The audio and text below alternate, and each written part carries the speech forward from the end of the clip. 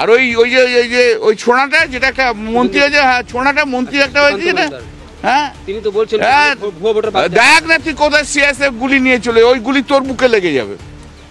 ওর মাস্তানি বার করে দেবো একদম। বালুরঘাটে ঢুকেছি, এবার 10,000 ভোটে জিতেছি, এবার দেখছি আমরা সিআইএসএফ দিয়ে গুলি করে চালাবে বলছি। অত বড় হিম্মত! বাংলার মানুষকে চিনিস না, ওই উত্তরপ্রদেশ দেখাস, 2-4টে ওই কি জানো সুকান্ত এমনি হাওয়া দিয়ে উড়ে যায়, হাওয়া দিয়ে আমাদের কাছে উড়ে যায়। কোনোদিন মাঠে জীবনে দেখেছেন? যত হচ্ছে ওদের অফিসে বসে, আয় না একবার বক্তৃতা দিতে আমাদের এখানে, আয় তুই শ্রীরামপুরে বলবি, আয়, তারপর তুই ঘরে ফিরে যাস কি করে দেখবো। শ্রীরামপুরে আমি কালকেই যাচ্ছি, ওড়ালে ওড়াবে। ভারতের জন্য অনেক লোক প্রাণ দিয়েছে, আমরাও নাই দেবো, আমিও নাই দেবো, অসুবিধা কি আছে?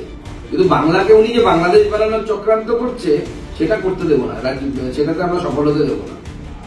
দেখুন, সুপ্রিম কোর্টে দাঁড়িয়ে একজন সাংসদ সেই কথা বলছে, এই কথা বলছে যে একজন মন্ত্রীকে, কেন্দ্রীয় মন্ত্রীকে গুলি করে দেওয়ার হুমকি দিচ্ছে। এর থেকে বোঝা যায় ওনার মানসিক স্থিতি কি আছে। বয়স হয়ে গেছে, এদের রিটায়ারমেন্টেরও বয়স পার হয়ে গেছে, এদের এখন বৃদ্ধাশ্রমে পাঠানো উচিত, এর যা বয়স হয়ে গেছে।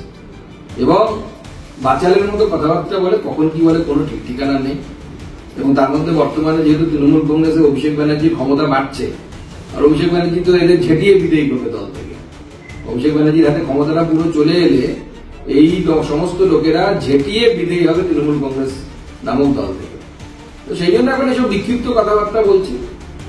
ওনার কত দম আছে আমাদের জানা আছে। ওই 10-5টা সাম্প্রদায়িক মুসলমান নিয়ে দাদাগিরি করেন। পুলিশ সরে যাক না, বাড়ি থেকে বেরোতে পারবেন এরা, মার খেয়ে মরে যাবে পাবলিকের। এত পয়সা খেয়েছে, এত অনৈতিক কাজ করেছে, এমন এমন কাজ করেছে সেগুলো ক্যামেরার সামনে বলা যায় না, বুড়ো বয়সে এমন কাজ করেছে। তো যাই হোক, আমি ওনার চ্যালেঞ্জটা নিচ্ছি। আমি কালকেই যাচ্ছি ওনার এলাকায়, দেখি না কত বড় বাপের বেটা হয়েছে, কি করে। আরো ভালো ভালো খবর দেখতে সাবস্ক্রাইব করুন বাংলা হান্টের ইউটিউব চ্যানেল। বাংলা হান্টের আরো খবর দেখতে নজর রাখুন।